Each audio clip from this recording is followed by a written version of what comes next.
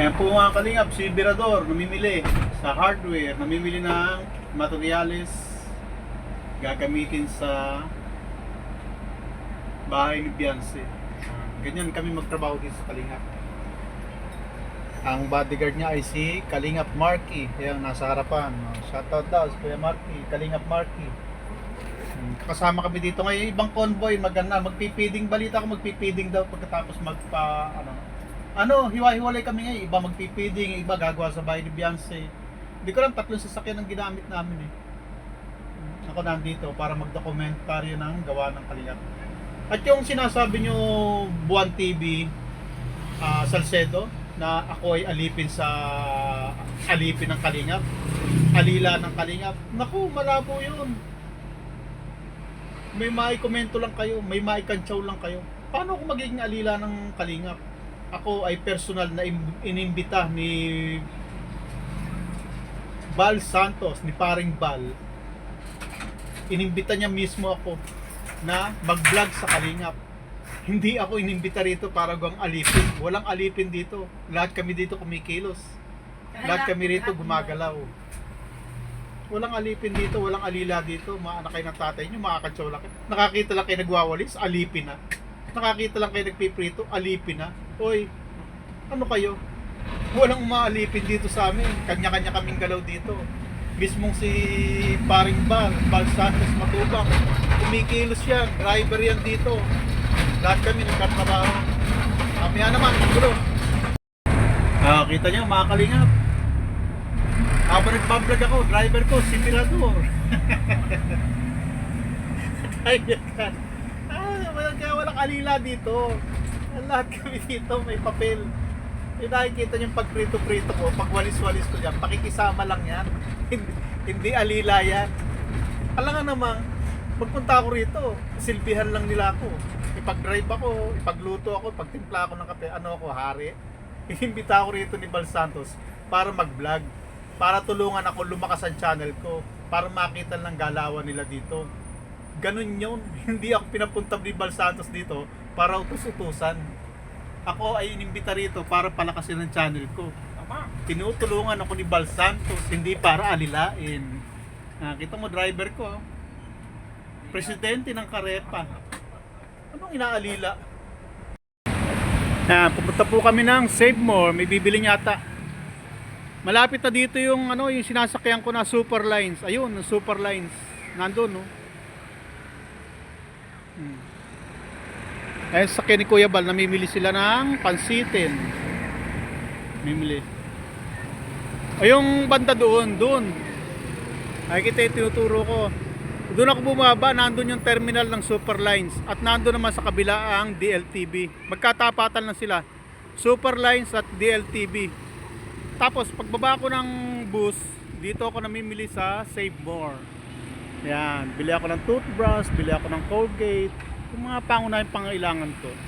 Diyan ako namimili, kaya tanda-tanda ko to. Tapos dito naman sa mga karinderya na to, dito ako madalas kumain pagbaba ko ng bus. Yan, sa mga karinderya na yan. Yan. At eto, namimili sila ng pansitin kasi magpipiding. Dito sila sa Save More namili. Kasi kumpleto dyan, pansitin, pansahog, may mga baboy dyan, manok. Ayan. Mamaya naman abangan natin ang paglabas sila sa Save More. Namili sila, hindi na ako pumasok sa Save More kasi may security guard, baka bawal akong mag-vlog doon. Nantayin ko lang sila dito sa labas. Ayun na po sila, lumabas na sila si Kuya Bal ang unang lumabas ng Save More. Ayan. Sunod si Jones Vlog, si Marky, Kalingap Marky, si Birador. Ayan. Kita nyo? Dito ipapasok yung pinamili. Ayan. Ganyan ang Kalingap. Kita nyo, ako nagbablog lang. O sila, nabibilad sa araw. Ganyan ang Kalingap. At hindi ako alila ng Kalingap. Kami ay nagtatrabaho dito. Kaya na po ang pinamili. Ito natin. Ayan. Okay, toyo. Okay. Kami ay lalakad na. Tingnan mo muna po. Nandito ako para turuan ng Kalingap para matutong gumawa ng sariling content. Hindi para magnakaw ng content. Tulad ninyo, maantay Kalingap. Wala kayong gagawin sa buhay nyo kundi magnakaw na lang ng content. Ako, nandito ako sa Kalingap para tulungan nila ako sa channel ko. Hindi para alilain. Tinuturuan nila ako na gumawa ng sariling content. Hindi para mang-away at magnakaw ng content. Nandito ako sa Kalingap para matutong gumawa ng sariling content. Hindi para magnakaw. Tulad ninyo, mga anti-Kalingap, mga magnanakaw kayo ng content ng Kalingap. Ako, nandito para matutong gumawa ng sariling content. Ayan po mga Kalingap, papunta na kami sa site kung saan kami magtatrabaho at gagawa ng mga content. Nandito naman kami mga Kalingap. Huminto kami para bumili ng pansahog, gulay. Ayan. Bibili ng gulay kasi magpapapiting kami. Kaya si Jones Vlogs TV at si Birador. Ayan, bumili ng repolyo para sa pansit. Yun. Kita nyo? Sila ang namimili. Ako, pa-vlog-vlog lang. Gumagawa ng content.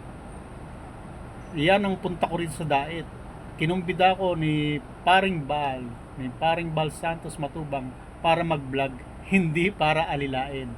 Oy, Buwang TV, Salcedo, Pisot, Reynas Community. Mali kayo na, kaya pati mga followers nyo. Ayan, sakay na po kami. Oy, nasagi pa si Birador ng bike ng bata. Biglang sumulpot yung bike. Buti na lang, sagi lang. Ganyan ang Kalingap. Kita nyo, risky ang ginagawa namin. Ganyan po magtrabaho ang Kalingap. Kita nyo, si Birador nasagi pa ng bisikleta. Buti na lang, mabagal. Nakita na naman pangyayari.